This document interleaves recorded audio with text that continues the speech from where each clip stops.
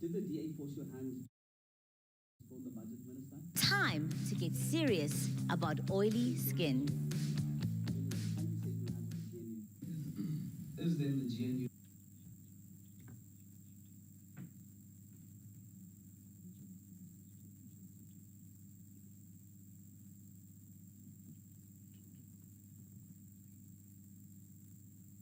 The minister will respond, and then I'll clarify the ones that he doesn't respond to.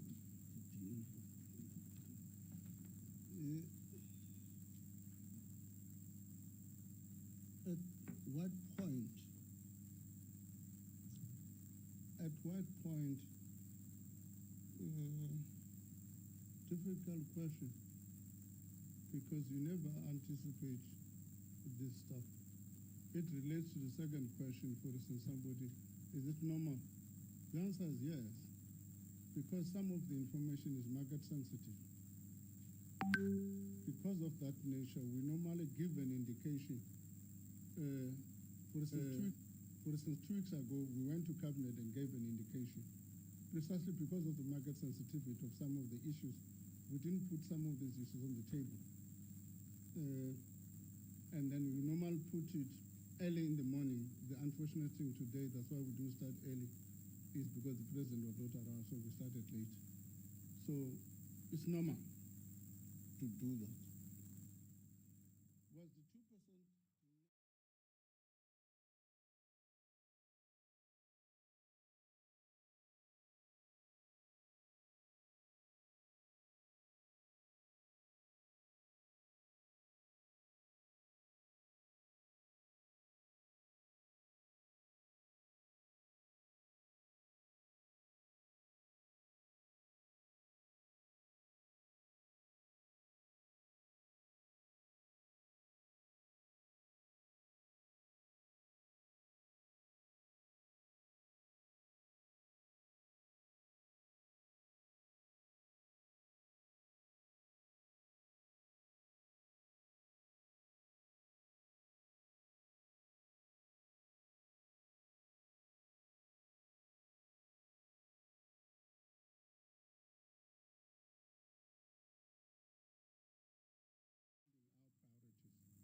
The debate is what is the best way of doing it, and give the bonds to Duncan and give the minister the remaining bond. Thanks, Minister. We don't talk to board holders. You guys talk to. Yes. Thank you, Minister. So typically, what would have happened today, what typically would have happened is that we would have had a global investor call after the budget with our domestic and foreign investors. And then there would have been some engagement over the next few days, mainly with the domestic investors, followed by a foreign roadshow. Of course, if the budget has been postponed to the 12th of March, all of those engagements will now shift until after and on the 12th of March, as per our normal practice. We will, of course, consider releasing a statement more broadly after this. But some of the key areas of communication that would have already gone out to some of our bondholders around, for example, what would happen to auction levels, that communication has already gone out, and that communication is important to go out. So there are some areas of communication that have already happened, and it's important that that goes out. In terms of the broader fiscal framework, there will have to be a re-engagement on the 12th of March when the new fiscal framework is tabled. On the question of the DA having released a statement claiming that they forced the ANC hand, I think all of you followed Minister Mackenzie when he was replying in Parliament. And in his reply, I think he succinctly clarified it was neither a DA issue, an ANC issue, a PA issue, or a DA versus ANC, or a PA versus ANC, or IFP versus ANC. It was a cabinet decision. And let me clarify, in cabinet we have a sitting order. So the older ministers sit first. So it means when you are raising hands, it will be the ANC ministers who will raise their hands and speak first. And the focus of the discussion is not about party politics. It's about what is the balance that we need to achieve between managing our fiscal framework, managing our ability to protect the interests of South Africans in general and the poor at outmost. How do we deal with the inequality that confronts all of us? So it's never a ANC issue. It's a collective cabinet decision. And the minister, you raised the question of why did the minister take a risk? And he has explained, he didn't take a risk. Ordinarily we do it that way, to manage the market sensitivity. So it's not something new. Before he goes to the MTDPS, he's going to come on that morning and give us the issues. But there are continuous consultations that happen. But bottom line, Treasury.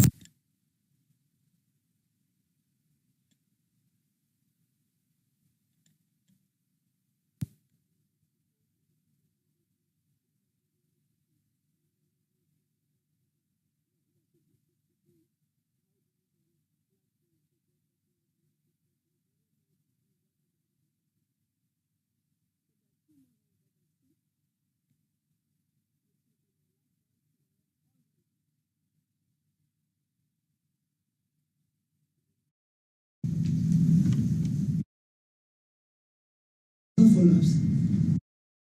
Hands that are up. Let's have the hands up, not.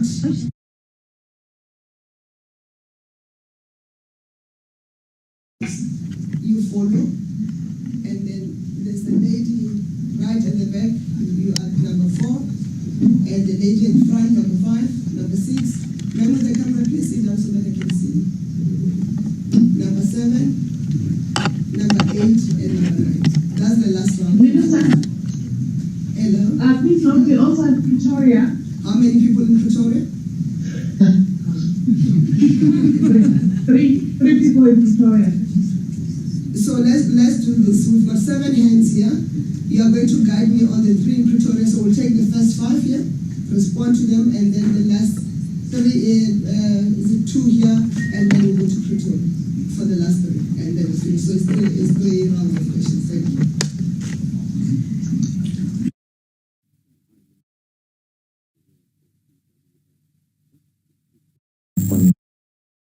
Earlier comments at the press conference this morning about having further discussions, with the Deputy Minister Sarupen on any issues that may arise from the budget. When do you expect those discussions to begin? Because I imagine with this postponement, it just made matters a bit more urgent.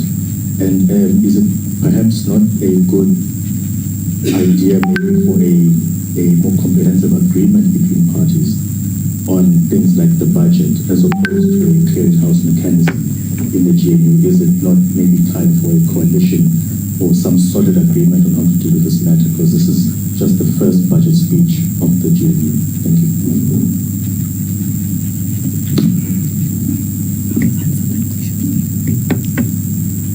Good afternoon, Minister. It's Lindile from Mbele. So you say that it is not necessarily the VAT issue, but rather a funding mechanism or how to fund. Is there any other issue except how to fund that there is no consensus on? And then DG, if you could please, can you please just take us through the process, because we've never gone through this as a country. So just the process of when you start talking about the budget with the departments, with everyone, how exactly does it unfold? Because I would like to believe that most of the information would be information that members would have been aware of, or at least departments, as it were. And how do we, going forward, handle the information in the review documents that we've been dealing with? Because I think also I would like to just say that we do think as the media that it is in the interest of the public to allow us to elaborate as much as we can, to also avoid speculation on some of the issues, because we have been handling those documents since early this morning. their hand here. Yeah. Minister Hilary Jaffe, Business Day. Forgive me if I'm asking something that has already been asked, but following up on the last question, can I ask you specifically, was there consensus on the large quantity of spending increase that you penciled into the budget over the medium term? Was there any dispute over that or over any of the details? And just secondly, our procedural question, what do we do now with these documents? I mean, I'm assuming that since a large number of economists and a large number of journalists have read every word, the only thing you can really do is just publish them as a draft to avoid inside information or inside trading. But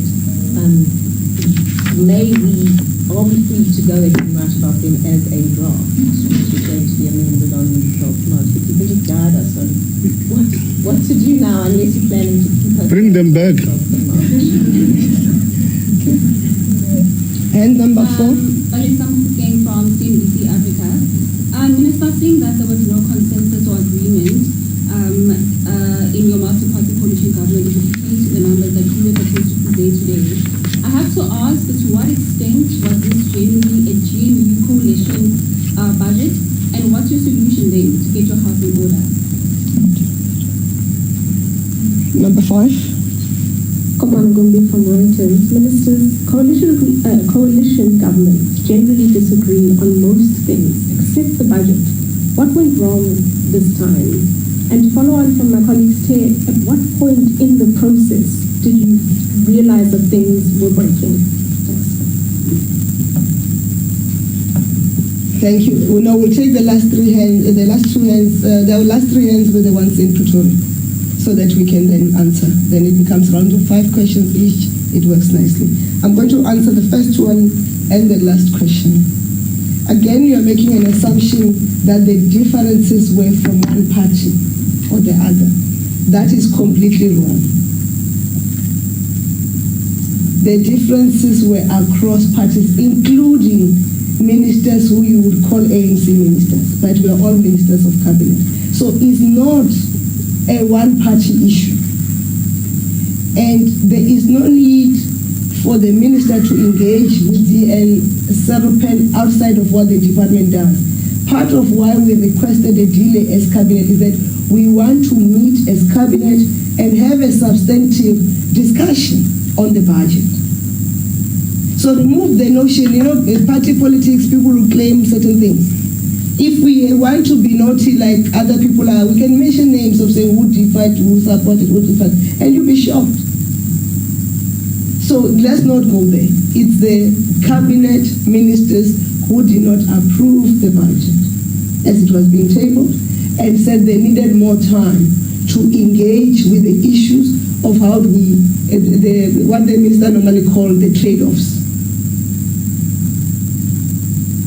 And we said because the time, and the minister has explained, the cabinet, special cabinet only started later. By the time to go to Parliament was then approaching, we then requested the Deputy President as the leader of government business to then request the Speaker to request Parliament to give us the time to agree on the budget. And it means that between now and the 12th, we are going to go back as cabinet and have an engagement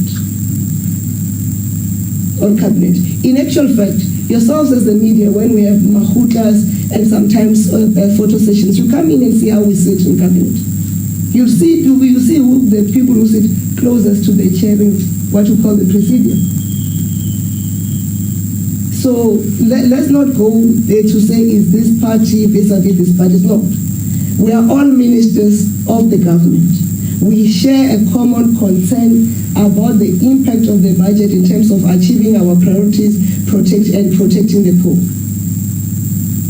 And the Treasury has the responsibility to fund the priorities. And they find a mechanism, and they say, Minister was very clear, and he has been clear 2 weeks ago, he has been clear all the time the consultations have come through, to say you need to make the choices. It's a give and take. You can't have your cake and then eat it. You want to have it, you stop eating it. But if you eat it, you won't have it. So those are the choices that cabinet, given the reality of what happened, because Treasury has the responsibility to fund the budget, cabinet will then have to go back and say, we didn't want to make this choice. But now we think that choice that was put on the table, or this other one that's also in the table, is too difficult for us to comprehend given the situation in our country, and therefore we are willing to make this choice. That's the balancing act that we all need to do as cabinet, and that is a decision of cabinet. And Gigi, maybe you must explain the process they want or you to explain it. You get to compile the budget document. Starting from June. Yeah. Thank you, Minister. So I'll try not to repeat every single step, but just give a broad overview. The process starts in the first few months of the new fiscal year when we release the medium-term expenditure framework guidelines. Those guidelines go out to all departments, and based on those guidelines, departments then make submissions to the National Treasury, which gets processed through a technical process, which was previously called the MTEC, the Medium-Term Expenditure Committee. It's now called the Technical Committee on the Budget. And that process runs over the course of a few months. It then culminates in presentations to various fora where the ministers and other colleagues are involved, the Budget Council, the Budget Forum, eventually the Ministers' Committee on the Budget, and then it goes to Cabinet. And then at that stage, it then finds expression in the medium-term budget policy statement. The medium-term budget policy statement sets out, in effect, the budget priorities and the budget for the next 3 years. The budget then, which follows in February, then articulates the specific changes for that upcoming year as well as the medium term. The difference between the MTBBS and the budget is that the budget is the time where we pronounce on tax changes. So to the extent that there are tax changes and to the extent that there are additional revenue that finds expression in the fiscal framework, that additional revenue then allows often for expenditure changes. And those final set of revenue, expenditure and debt recommendations then form the basis of the budget that is tabled in February. And I think the Minister Ntshavheni covered the other issues around the process then that happens in the lead up to Cabinet. There was one other question, Minister, on the document as well. Look, I mean, we are in uncharted territory, as you can imagine. We were talking to the governor earlier, and he said, well, in fact, the embargo has not been lifted because the embargo only gets lifted once the minister starts speaking. But of course, we cannot pretend that none of the journalists and economists who are in the lockup have not fully internalized the documents. And so I think one of the things that we will have to reflect on is actually what all of that means. And we will have to do that, I would imagine, fairly quickly. But for now, the documents come back. Can you take the last one? How to fund? No, there's one thing that's how to fund. It was the only difference. Let me say was the difference only how to fund. Let me put it this way. If you ask me as a Minister of Finance, I like the exercise. All right? What it does, it forces some of the things we have not been doing to discuss what Minister Ntshavheni has been calling for, trade-offs. In that sense, Cabinet itself is becoming engaging in the discussion of the trade wars. It's not making a technical.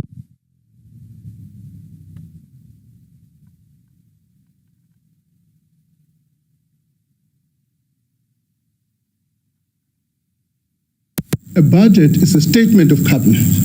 And so what is happening, in my view, when Cabinet become involved in the detailed discussions is useful for us in that sense. I don't think when we say Kopano, is only, they part of everything. Coalition governments, including the allocation of resources and priorities. Where it becomes easy, where your scope is limited because you've got legalized fiscal rules. In that sense, the scope for battles over budget is limited.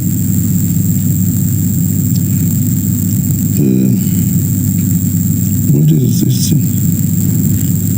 Oh, there was that lady who says, is it genuine? No, okay.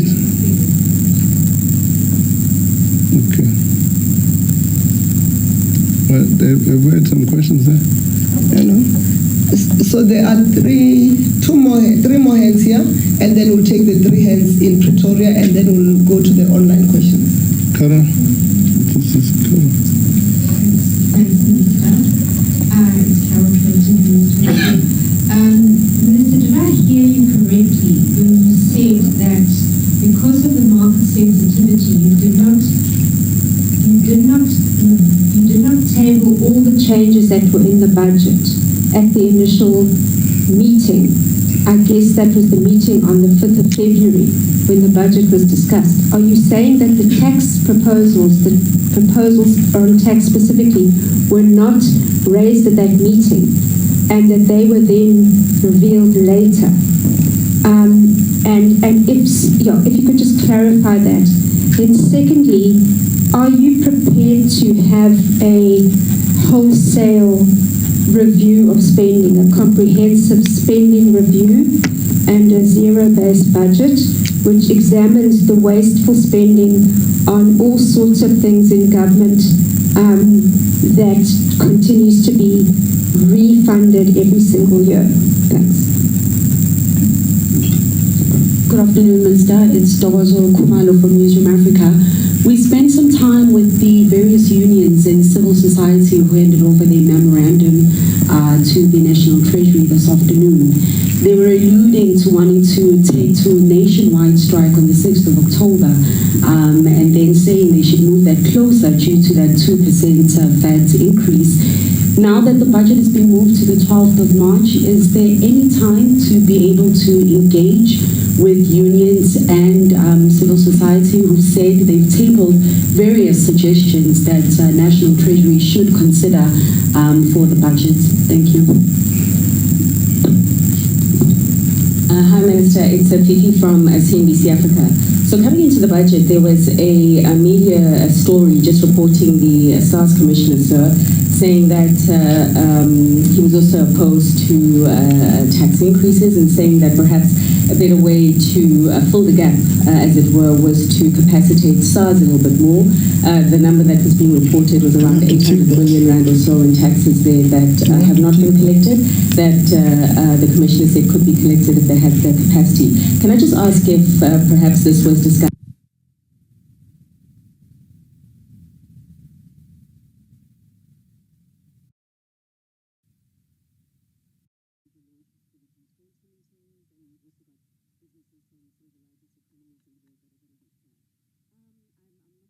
Or if we should be feeling a little bit embarrassed potentially about this budget deadlock, but nonetheless, how do you think this deadlock on the budget right now could influence some of the conversations you may have with your global counterparts next week? Thanks. Okay. Let's go to Pretoria for the 3 hands. Afternoon, Minister. My name is Sandy.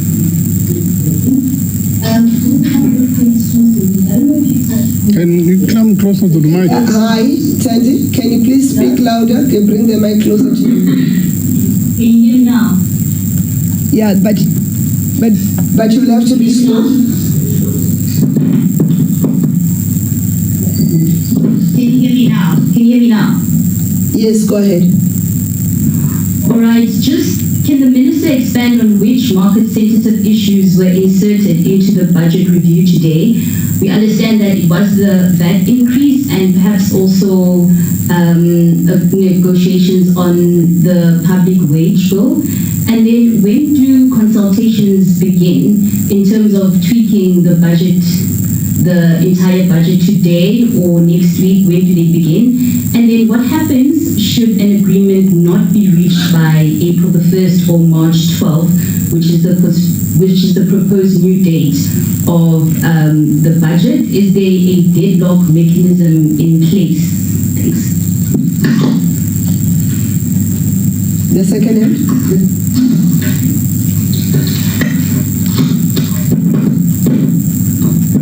Good afternoon, Minister. Helmut Price from Business Report. At a previous media briefing, I asked you, why don't we go back to the third Wednesday of March? And at that time, you said that would create a problem for the provinces. Now we've got the second Wednesday in March. Can we make that permanent? Because on the first Tuesday of March, that is when GDP is a normal procedure of, in the third quarter, the year-on-year change for total GDP was only 0.3%, but if you exclude agriculture, it was 1.1%, and that's a perceptual change. Thank you. That's it for Pretoria, Minister. The third one was covered. Thank you. Thank you. Minister, over to you. And I think I'll give DG the last question there. I don't know this thing about third quarters, third Wednesdays. So,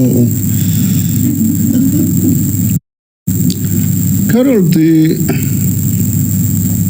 comprehensive review is going to take place, but that comprehensive review is not going to take place between now and the 12th of March.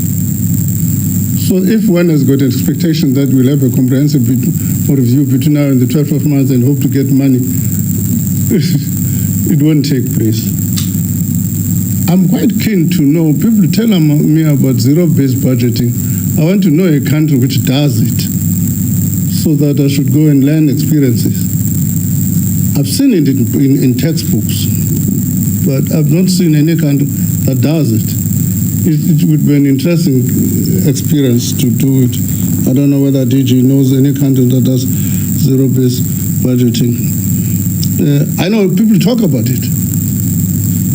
No doubt about it. This notion that you are going to engage the whole of society when you craft a budget doesn't work. This lady says that we're going to consult everybody. It doesn't mean we don't listen to anybody proposal that is submitted, but it doesn't mean we're going to organize rallies across the country for civil society and everybody. We listen to those proposals that have been said. People march to my office. I'm used to it. Even every budget, this is my fourth one. I don't remember a single one when Vavi was not outside. So I'm used to it.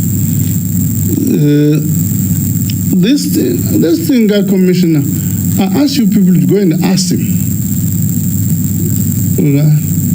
Go and ask him. Because when I saw this thing in the business day, I called him. And the commissioner said, no.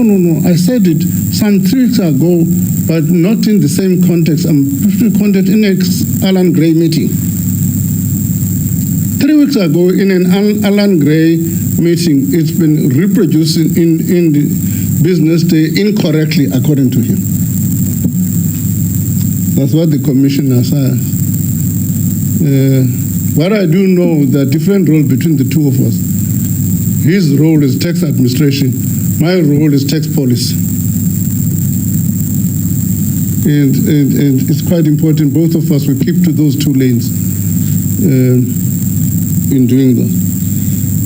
I don't think this thing is likely to do anything on G20. These people that are going to be here, they've got their own problems. One of my colleagues told me he's going to land here on the 23rd, and his country will be voting, probably his party is going to lose while he's here.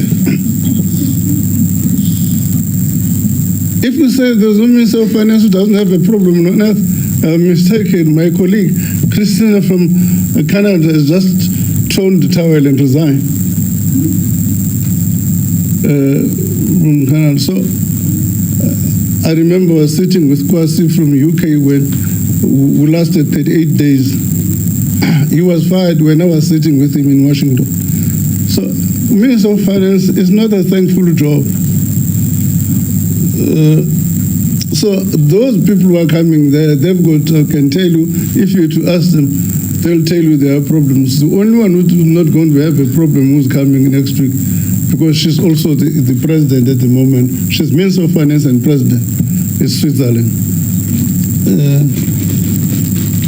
We don't have called something deadlock breaking. We don't negotiate the budget. People are going to say whatever they say.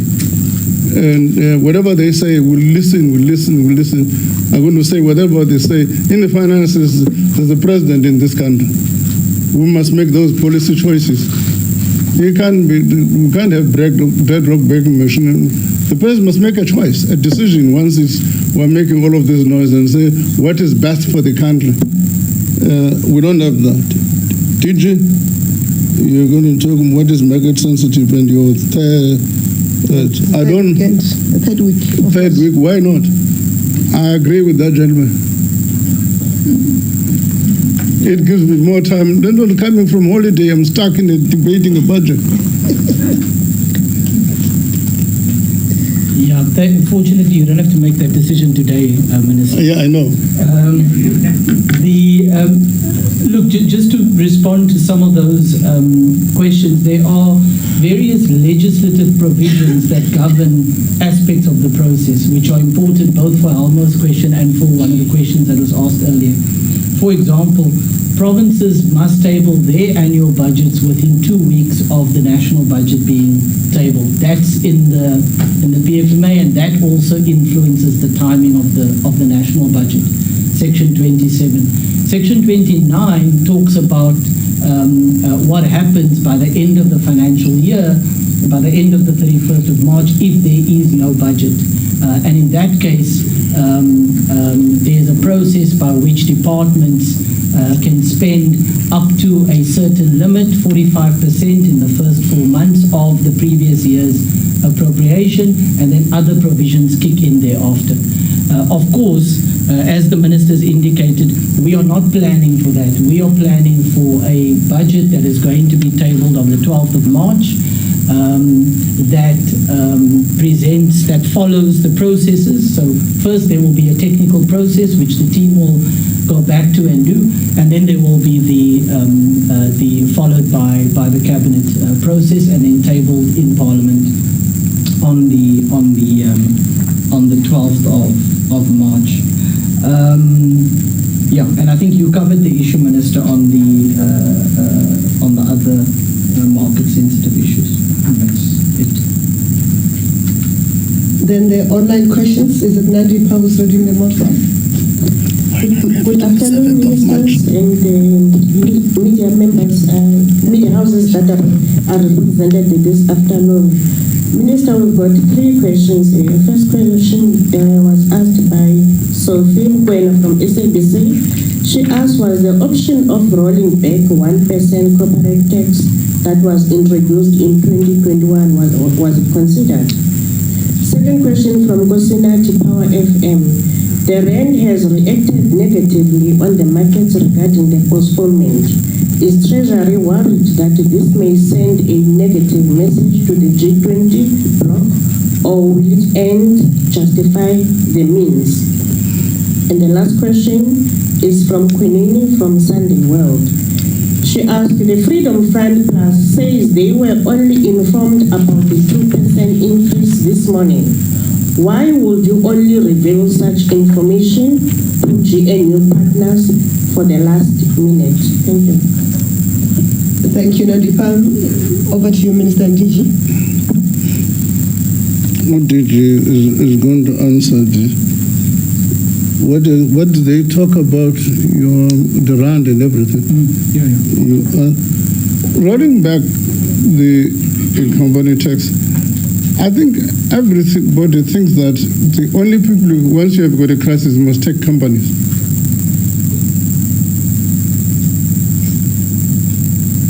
two things. What it does, mistake, it suggests that companies are not a couple of points. Talking to somebody who's investing in the UK. He's moving a company headquarters from UK because of the new taxes to Zurich.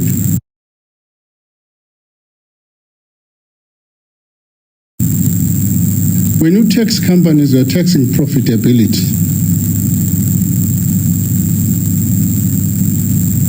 Why are we not getting money now? Let me just give you an indication. In 2023, we think that we are rolling out of the commodity prices. All of a sudden, boom! By July, we recorded a 32 billion rand revenue loss from the mining industry.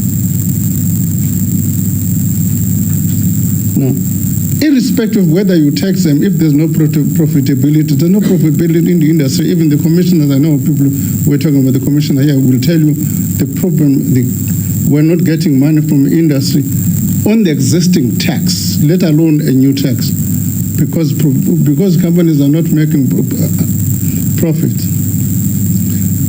So that's one set of issues. If you compare, which we do, our level of taxation of company tax compared to our peers, we're far above the OECD average. I don't think whether that slide we have in the budget review. We're far above OECD average. What does that mean? What that means, we're uncompetitive as an investment destination in an environment when we have high unemployment. So it's quite easy to make these things. 2 weeks ago, we went to cabinet, among other things, proposals, but this tax proposal, we didn't say, we did indicate, point a direction towards a specific tax. Everybody was in that meeting. That's why one of them leaked it to the Sunday Times. Right? The one of them leaked it to the Sunday Times, a cabinet minister, leaked it to Sunday Times. He was not sure about the percent. That's why I used 1%. He knew that that's the direction we're taking. For somebody saying they were not aware, it's disingenuous. It's disingenuous because that's where the leaks about the VAT came from. Because I tabled it in cabinet. What was interesting is that some of the people who leaked were cabinet colleagues. One of them who was leaking to the cabinet, to the journalists, even went to an extent of telling the journalists what kind of questions that were asked me in cabinet. So they come here and tell you in the media and say, no, the first time they hear about this. No, we presented in cabinet, but we also said this is direction we're likely to take. And everybody was jittery, and we didn't put the amount then because we thought it's too far. You can imagine if we did then 2 weeks ago, where would we be in terms of leaking? So the Freedom Fund Plus is not telling the truth. Not telling the truth. It's like the ones that are saying, I mean, like the DA, they like, and those ones have got an identity crisis. They always want to be given attention and so on. Even things they did not do, they claim is theirs.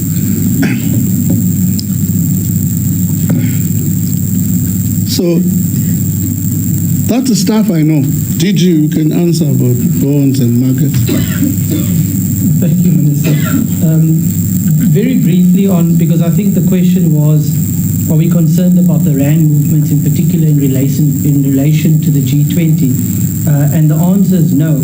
What we are concerned about are sustained weaknesses in the currency because of what that means for the economic indicators that are important to us from a fiscal framework perspective.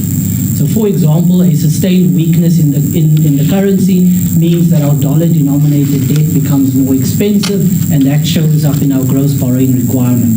A sustained depreciation in the currency means that inflation is likely to be higher because of imported inflation, and that has a implication for the parts of our budget that are indexed to inflation. So we, of course, will be watching the implications of today's postponement on both the currency and the bond markets. And to the extent that there are changes that we need to factor in for the next budget that we are going to table to Cabinet, we will do that. And whatever budget is tabled will then take account of whatever the latest forecasts are, both on the currency, but also on the bond markets. As I said this morning, the Rand, as of last week, on a 12-month basis, was the best performing EM currency relative to the dollar, and we'll have to see over the next few weeks how that changes, if at all, and what that means for the budget we'll table on the 12th. Thank you. Thank you, Minister. Thank you, DG. Thank you, members of the media. This media briefing is adjourned. I'm glad you took the question about the commissioner. You answered it well, much better than I would have been able to. Oh, no.